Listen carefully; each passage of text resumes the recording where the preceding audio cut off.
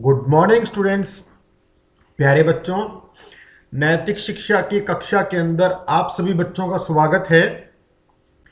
आप सभी बच्चे अपनी नैतिक शिक्षा की बुक को ओपन कर लीजिए और उसमें पार्ट नंबर 16 हम आज पढ़ेंगे सत्यार्थ प्रकाश। बेटा ये चैप्टर थोड़ा बड़ा है, तो जो 11 के बाद लेसन है वो थोड़े बड़े हैं, इसलिए इनकी पार्ट की वीडियो में 2 पार्ट में बना रहा हूं। पहले पार्ट के अंदर तो मैं आपको रीडिंग करा रहा हूं और दूसरे पार्ट के अंदर मैं आपको उसके प्रश्न उत्तर को बता रहा हूं। तो प्यारे बच्चों, और इस पार्ट से कोई ना कोई क्वेश्चन आता जरूर है, कंपलसरी है। तो मैं अभी शुरुआत करता हूं बेटा। अब अपनी बुक्स को ओपन कर लीजिए। पार्ट नंबर 16 पार्ट नंबर 16 प्यारे बच्चों, सत्यार्थ प्रकाश। देखो, स्वामी जी दयानंद ने अनेकों ग्रंथ लिखे और उन ग्रंथों में सबसे जो महत्वपूर्ण ग्रंथ उन्होंने लिखा वो सत्यार्थ प्रकाश लिखा। सत्यार्थ प्रकाश, देखो बेटे, नाम से ही पता लगता है सत्य का प्रकाश। इस बुक से सत्य का प्रकाश मतलब कि कहने का अर्थ यहां पर है कि जो बातें, जो कार्य सही हैं, उनको इस पुस्तक के अंदर दिखाया गया है। सत्यार्थ प्रकाश एक महान ग्रंथ है जिसकी रचना स्वामी दयानंद जी सरस्वती ने की। देखो, पहले फर्स्ट क्वेश्चन तो बेटा इंटरनल आंतरिक आपका यही होता है कि सत्यार्थ प्रकाश की रचना किसने की? स्वामी दयानंद जी ने। अब दूसरा क्वेश्चन यहीं से फिर बेटा थोड़ा सा डाइवर्ट करके पूछा जाता है कि स्वामी दयानंद जी का सबसे महान ग्रंथ कौन सा है? सत्यार्थ प्रकाश। स्वामी जी कहते हैं कि मेरा इस ग्रंथ को बनाने का मुख्य प्रयोजन सत्य सत्य अर्थ का प्रकाश करना। जैसे मैंने अभी स्टार्टिंग के अंदर ही बताया आपको, सत्यार्थ प्रकाश का अर्थ है कि सत्य का प्रकाश। स्वामी दयानंद एक ऐसे महान व्यक्ति थे जिन्होंने जीवन भर असत्य, अधर्म से समझौता नहीं किया। उन्होंने विश्व से अज्ञान, अधर्म, असत्य को मिटाने के उद्देश्य से ही सत्यार्थ प्रकाश की रचना की। अब यहां पर दूसरा इसका आंतरिक प्रश्न बन जाता है बेटा कि सत्यार्थ प्रकाश का उद्देश्य क्या है? अब देखो, ये आंतरिक प्रश्न आपको बुक्स के पढ़ने से ही आएंगे। जब तक आप बुक की रीडिंग नहीं करोगे, इन आंतरिक प्रश्नों का आप उत्तर नहीं दे सकते। अब दूसरा यहां क्या बन गया कि उद्देश्य क्या था? तो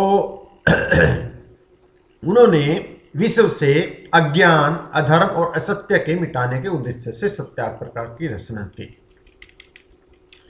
स्वामी जी ने 22 जून 1874 ईस्वी को सत्यार्थ प्रकाश लिखना प्रारंभ किया। अब देखो, किस दिन लिखना शुरू किया, यह भी आंतरिक क्वेश्चन है। स्वामी जी बोलते जाते थे और एक महाराष्ट्री पंडित श्री चंद्रशेखर जी लिखते जाते थे।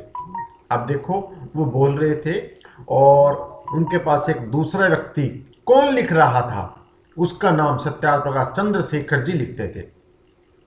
इस ग्रंथ में स्वामी जी ने कुछ अन्य मतों की समालोचना के रूप में भी लिखा कि जो रूढ़िवादी, जो गलत विचार पुस्तकों के अंदर दिए गए हैं, उनको भी बताया, परंतु उनका उद्देश्य दूसरों को चोट पहुंचाना नहीं था। उनका उद्देश्य क्या था? सत्य और असत्य की विवेचना करके सबको सत्य का ज्ञान बांटना, सत्य के ज्ञान से परिचय करवाना। इस ग्रंथ में 14 समोल्लास हैं। अब फिर ये आंतरिक क्वेश्चन आ गया कि सत्यार्थ प्रकाश के अंदर कितने समोल्लास हैं, कितने अध्याय हैं, कितने पाठ हैं? पाठ, अध्याय, लेसन को यहां क्या बोलते हैं संस्कृत के अंदर? समोल्लास। कितने पाठ हैं? 14। अब समोल्लास, अब सम जमा में उल्लास, उल्लास का अर्थ है प्रकाश, प्रत्येक समोल्लास अविद्या के अंधकार को मिटाकर विद्या का प्रकाश फैलाने के उद्देश्य से लिखा गया। प्रत्येक पाठ, पूरी पुस्तक को विषय के आधार पर निम्नलिखित भागों में बांटा गया। अब जो इसके बेटा सत्यार्थ प्रकाश के 14 लेसन थे, अब उसके 1 बाय 1 लेसन आपको बुक्स के अंदर बताएगा कि फर्स्ट लेसन के अंदर क्या है, सेकंड लेसन के अंदर क्या है, थर्ड लेसन के अंदर क्या है। अब रहा प्रथम लेसन, प्रथम समोल्लास, प्रथम अध्याय, प्रथम पाठ के अंदर बेटा ईश्वर के नामों की चर्चा की गई है। इसमें यह बताया गया कि भगवान के जो ईश्वर है, भगवान है, जो प्रभु है, उसके अनेकों नाम है और उसके अनंत नाम है। आप उसको किसी भी नाम से पुकार, लेकिन उसमें यहां पर मुख्य नामों का वर्णन किया गया है। वो कौन कौन से हैं अब यहां पर भी बताया गया। इस समोल्लास में यह बताया गया कि ईश्वर एक है परंतु उसके नाम अनंत हैं। ईश्वर के गुण, कर्म, स्वभाव अनंत हैं, अतः उसके नाम भी अनंत हैं। इन सब नामों में ओम नाम सर्वोत्तम है। ईश्वर के सब नामों का सर्वोत्तम नाम कौन सा है? ओम नाम। आंतरिक प्रश्न, यह परमात्मा, आप अंडरलाइन करते रहो बेटा, यह परमात्मा का मुख्य और निज नाम है। यह ओम सब 3 अक्षरों के मेल से बना है, आ, उ और मा। सब उत्तम कर्मों का आरंभ ओम का स्मरण करके ही करना चाहिए।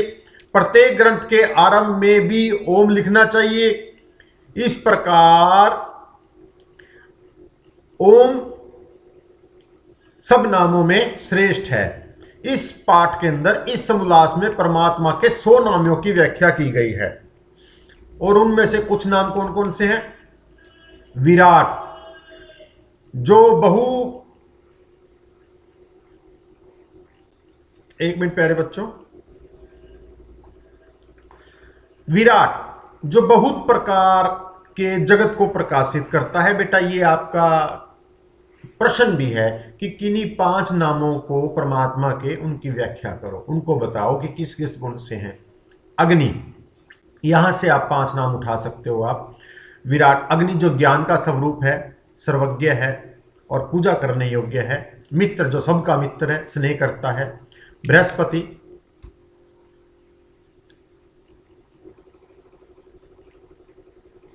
बड़ों से बड़ा, आकाश तथा ब्रह्मांड का स्वामी। विष्णु, चर और अचर जगत में व्यापक। शिव, जो सबका कल्याण करने वाला है। यम, सब प्राणियों को कर्मों के अनुसार फल देने वाला है। और ब्रह्मा, संपूर्ण जगत को रचकर बढ़ाने वाला है। ईश्वर एक है, निराकार है और सर्वव्यापक है। बेटा यहाँ पर ये आपका बुक्स का प्रश्न भी है कि कोई 5 नाम, भगवान के कोई 5 नामों को लिखकर उनकी व्याख्या करो, उनको बताओ। पहला पाठ सिर्फ भगवान के नाम पर है, भगवान के नामों पर नाम पर है। दूसरा जो पाठ है, इस समोल्लास में बच्चे की शिक्षा के विषय में लिखा गया है कि शिक्षा कैसी होनी चाहिए। स्वामी जी कहते हैं कि शिक्षा प्रत्येक लड़के और लड़की का जन्मसिद्ध अधिकार है। हर लड़के और लड़की को शिक्षा मिलनी चाहिए। वही व्यक्ति ज्ञानवान बनता है जिसे 3 उत्तम शिक्षक मिले, माता, पिता और आचार्य। अब देखो, इन सब में माता को परम गुरु माना गया। ये आंतरिक प्रश्न बन जाता है कि परम गुरु, पहला गुरु कौन है? मां। स्वामी जी के अनुसार 5 वर्ष तक की आयु तक माता को ही बच्चे को शिक्षित करना चाहिए, क्योंकि वो गोदी में खेलता है, मां की गोदी में रहता है। इस कारण से बेटा मां का अर्थ है, माता का अर्थ है निर्माण करने वाली।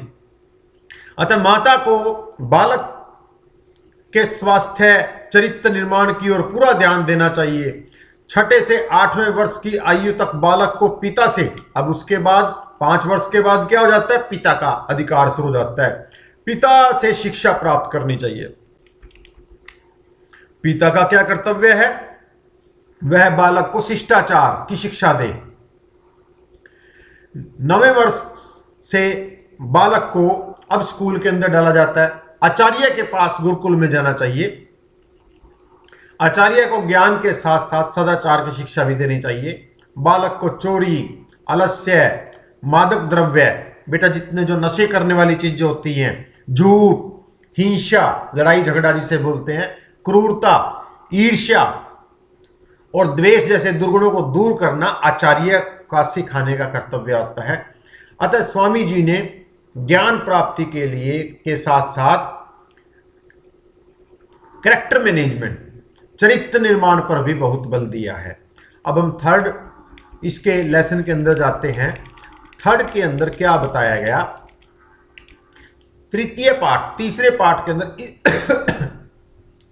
इस समलास में अध्ययन में के विषय में मिलता है कि विद्यार्थियों को किस आयु में किस ढंग से किस विषय का ज्ञान देना चाहिए, इस पाठ के अंदर बताया गया है। गुरुकुल में क्या नियम हो जाए, इट मीन्स अब तो जो गुरुकुल हैं बेटा कुछ ही हैं, शायद आपके मम्मी पापा भी कुछ पढ़े हो गुरुकुल के अंदर। आज गुरुकुलों का स्वरूप बदल चुका है, वो स्कूलों का रूप ले चुके हैं। और गुरुकुल का अर्थ है बेटा, इनको संधि विच्छेद कर दो, गुरुकुल जहां पर आप गुरु निवास करते हैं वहां पर गुरुकुल है। गुरुकुल में क्या नियम होने चाहिए, इस समोल्लास में यज्ञ, हवन, बिटेवे, योग, प्राणायाम से होने वाले लाभों के विषय में बताया जाता है, स्वास्थ्य के बारे में बताया जाता है, ब्रह्मचर्य के बारे में बताया जाता है, ब्रह्मचर्य के पालन करने में उससे क्या हमें बेनिफिट होगा उसके बारे में बताया जाता है। स्वामी जी के अनुसार स्त्री और शूद्र को भी शिक्षा प्राप्त करने का बराबर अधिकार है, वो इसी पाठ के अंदर बताया गया है। वे लिखते हैं कि जिस देश में यथा योग्य ब्रह्मचर्य, विद्या और वेदों के धर्म का प्रचार होता है वही देश सौभाग्यवान होता है। बेटा इसके अंदर बताया गया है। बेटा लेसन बहुत बड़ा है तो मैं शॉर्ट कर रहा हूं, आपको रीडिंग करनी है प्यारे बच्चों। उसके बाद हम पाठ चौथे पाठ चतुर्थ समोल्लास के अंदर आते हैं। इस समोल्लास में विवाह और गृहस्थ आश्रम के विषय में लिखा गया है। स्वामी जी के अनुसार कन्याओं के लिए विवाह की न्यूनतम आयु, अब देखो विवाह के लिए है 16 वर्ष और लड़कों के लिए 25 वर्ष की होनी चाहिए। उन्होंने लिखा कि जिस लड़के लड़की का विवाह हो उन दोनों के तथा उन दोनों के परिवारों के गुण कर्म स्वभाव समान होने चाहिए। बेटा उनके अनुसार पिता के गोत्र तथा माता की 6 पीढ़ियों में विवाह करना अच्छा नहीं होता। वर्ण व्यवस्था भी गुण कर्म और स्वभाव के आधार पर होनी चाहिए। तो आगे चलते हैं हम। अब उसके बाद जन्म के आधार पर नहीं, किसी व्यक्ति के आधार पर जन्म अधिकार नहीं बल्कि कर्मों के आधार पर ब्राह्मण क्षत्रिय का अधिकार कहा जा सकता है। बेटा अब हम आगे चलते हैं पंचम समोल्लास के अंदर। अब थोड़ा थोड़ा डिटेल में बताएंगे आपको। इस समोल्लास में स्वामी जी ने वानप्रस्थ और संन्यास आश्रम के विषय में लिखा। अब यहां पर यह बताएगा कि एक व्यक्ति को वानप्रस्थ कब करना चाहिए और संन्यास आश्रम कब करना चाहिए। 50 वर्ष तक की आयु के उपरांत गृहस्थ आश्रम के सारे कार्य पूरे करने के बाद व्यक्ति को वानप्रस्थ आश्रम में प्रवेश करना चाहिए या रिटायर होना चाहिए, अपने कामों को से रिटायर होना चाहिए। जो चाबी वो अपने पास रखता है, जो अपने घर के कामों का दायित्व अपने हाथों के अंदर, उसको अपने बच्चों को सौंप देना चाहिए। इस आश्रम में सत्य का, धर्म का पालन करना चाहिए, भगवान की प्रार्थना करनी चाहिए और जब 75 की आयु पूर्ण हो जाए उसके बाद उसको संन्यास आश्रम ले लेना चाहिए। सच्चा सन्यासी वही है जो स्वयं धर्म के मार्ग पर चलकर दूसरों को भी धर्म का मार्ग चलने की शिक्षा दे। छठे समोल्लास के अंदर प्यारे बच्चों, इस समोल्लास के अंदर स्वामी जी ने अब यहां पर देश के बारे में बताया कि राजा कैसी होनी चाहिए और प्रजा कैसा होना चाहिए, उसकी जनता कैसी होनी चाहिए। इस समोल्लास में स्वामी जी ने राजा तथा प्रजा के धर्म के विषय में बताया। स्वामी जी के अनुसार सब विद्वानों को मिलकर राजा का चुनाव करना चाहिए, जैसे हम करते हैं अपने प्रधानमंत्री का। हमारा प्रधानमंत्री हमारे देश का राजा है। राजा के अयोग्य सिद्ध होने पर प्रजा के पास, अब यदि राजा अयोग्य है तो प्रजा के पास उसको हटाने का अधिकार भी होना चाहिए भाई, वरना फिर वो देश को नरक के अंदर झोंक देता है। राजा कभी स्वतंत्र नहीं होना चाहिए। राजा काज में राजा की सहायता के लिए विद्वानों की विभिन्न सभाएं होनी चाहिए। हमारे देश के अंदर भी सभाएं हैं, राज्यसभा और लोकसभा, काम कार्य के लिए। राजा को सभा के अधीन और सभा को राजा के अधीन होना चाहिए। राजा और सभाओं को प्रजा के अधीन होना चाहिए। राजा का जीवन आदर्श जीवन होना चाहिए। यहां बताया गया है कि एक राजा कैसा होना चाहिए देश का, उसमें कोई भी बुराई दुर्गुण नहीं होना चाहिए। राजा को प्रजा के साथ पूरा न्याय करना चाहिए।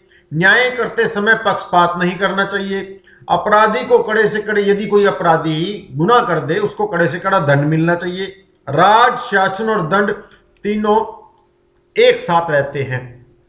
अब मैं नेक्स्ट के अंदर आता हूं। अभी हमने पंचम समोल्लास किया।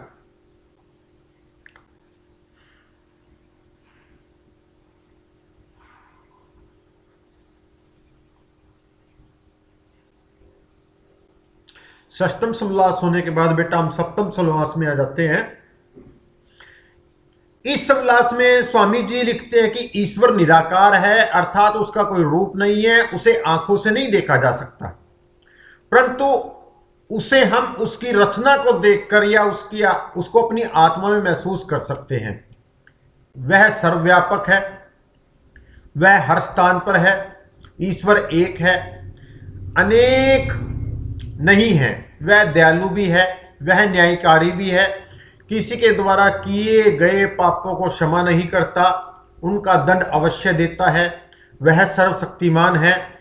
हमें परमात्मा से प्रार्थना करनी चाहिए कि हमें सद्बुद्धि दे। बेटा ये मेन है, जब भी हम प्रभु से मांगे तो हम बुद्धि मांगे, ताकि हम जीवन के सारे अच्छे काम अच्छे ढंग से पूर्ण कर सकें और अच्छे मार्ग पर चल सकें और कोई बुरा कार्य ना कर सकें। इस पाठ के अंदर, इस समोल्लास के अंदर स्वामी जी लिखते हैं कि वेद ईश्वरीय ज्ञान है। वेद परमात्मा ने दिए हैं, जो भगवान ने 4 ऋषियों को दिए। ये भी एक आंतरिक प्रश्न बन जाता है। वो 4 ऋषि कौन थे? अग्नि, आयु, आदित्य, अंगिरा। ये 4 ऋषियों को परमात्मा ने वेद सुनाए थे, इनके द्वारा फिर आगे चले थे। और ये वेद किस लिए, किसके कारण है? मानव मात्र के कल्याण के लिए। ये भी एक आंतरिक प्रश्न बन जाता है। अब उसके बाद अष्टम समोल्लास आ जाता है बेटा, 8वां पाठ। इस समोल्लास में स्वामी जी ने सृष्टि की उत्पत्ति के विषय में बताया। अब यहां पर भी है सृष्टि का उत्पत्ति। स्वामी जी के अनुसार पृथ्वी, आकाश, ग्रह, उपग्रह, मनुष्य, पशु, पक्षी, पेड़ पौधे आदि सभी की रचना परमात्मा ने की। अब सृष्टि को उत्पन्न हुए, यहां पर पूछा जा सकता है कि सृष्टि को उत्पन्न कितना समय हो गया? 1,96,08,53,000 वर्ष पूरे हो चुके हैं। और संसार में अनेकों सूर्य हैं, अनेकों पृथ्वी हैं, अनेकों ग्रह हैं। बेटा हमारी जैसी पृथ्वी हजारों पृथ्वियां हैं। इस समोल्लास में स्वामी जी ने स्वराज्य या स्वतंत्रता को बड़ा महत्वपूर्ण बताया गया है। बेटा उनके अनुसार कोई, यहां एक क्वेश्चन भी है आपका, विदेशी राज्य में लोग सुखी क्यों नहीं रह सकते? क्योंकि स्वामी जी के अनुसार कोई भी विदेशी राज्य चाहे कितना भी अच्छा क्यों ना हो, स्वदेशी राज्य के समान नहीं हो सकता, और विदेशी राज्य में कोई सुखी भी नहीं रह सकता। यही इसका आंसर भी है प्रश्न का आपका। आगे चलते हैं। नवम समोल्लास थोड़ा धुंधला है, मैंने इसको दूसरी को के अंदर लिया है।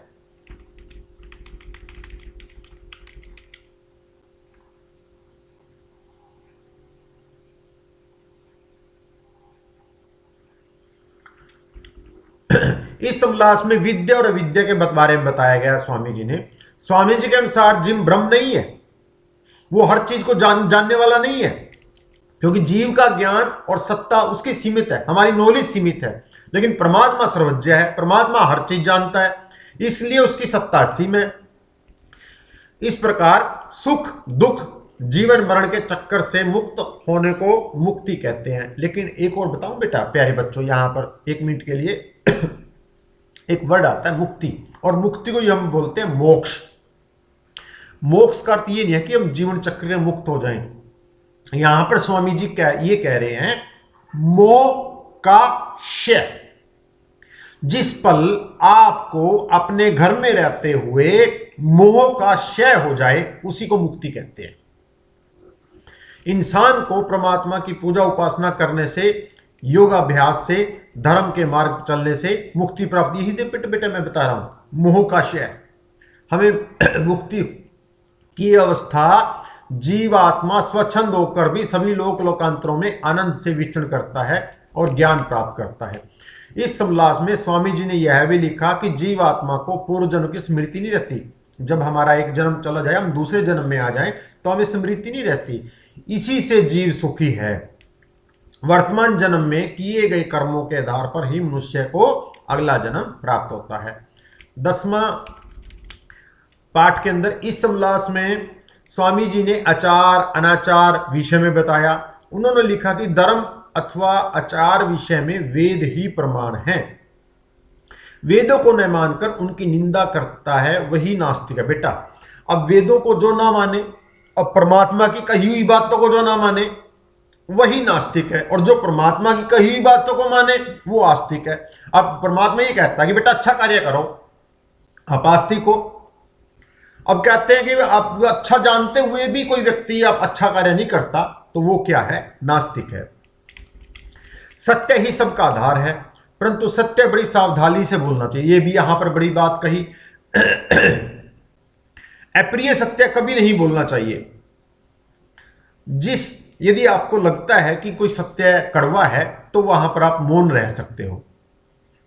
जिस सत्य के बोलने से किसी का भला ना हो, नुकसान हो, लड़ाई हो, झगड़ा हो, उस सत्य को छुपा लेना चाहिए। अब जैसे द्रौपदी ने दुर्योधन को कहा था कि अंधे का बेटा अंधा था, तो उसका पिता अंधा सत्य का, लेकिन उसने महाभारत को रच दिया। यदि वो चुप रहती शायद कुछ ना होता। इसी प्रकार यहां पर कहा है, अप्रिय सत्य कभी नहीं बोलना चाहिए। जिस कर्म से जगत का उपकार हो वह कर्म करना चाहिए, हानिकारक कर्मों को छोड़ देना चाहिए। और मनुष्य का ही कर्तव्य है कि जीव हत्या और मांस भक्षण भी निषेध करना चाहिए।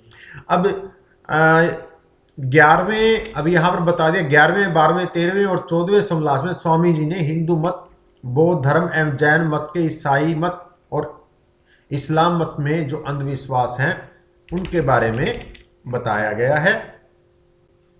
अब पाठ का एंड आ चुका है बेटा आपका।